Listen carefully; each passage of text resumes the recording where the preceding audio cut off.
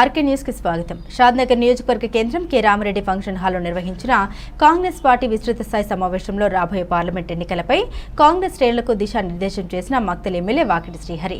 ఈ సందర్భంగా వాకిటి శ్రీహరి మాట్లాడుతూ భారత్ జోడో యాత్ర పేరుతో దేశాన్ని ఐక్యం చేసేందుకు కన్యాకుమారి నుండి కాశ్మీర్ వరకు 4080 కిలోమీటర్ల పాదయాత్ర చేసిన రాహుల్ గాంధీని ప్రధానిని చేసేందుకు రాబోయే పార్లమెంట్ ఎన్నికల్లో ప్రతి కార్యకర్త కష్టపడి పనిచేయాలని పిలుపునిచ్చారు. అనంతరం సిడబ్ల్యూసీ ప్రత్యేక ఆహ్వానితులు వంశీచంద్రెడ్డి మాట్లాడుతూ రాష్ట్రంలో గతంలో బీఆర్ఎస్ పార్టీ కాంగ్రెస్ పార్టీ కార్యకర్తల్ని ఎన్నో రకాలుగా అవమానించిన బెదిరించిన కాంగ్రెస్ పార్టీని నమ్ముకుని ఉన్న నాయకులకు అండగా ఉంటామని కాంగ్రెస్ పార్టీ కార్యకర్తలు క్షేత్రస్థాయిలో విస్తృతంగా పనిచేయాలని అన్నారు.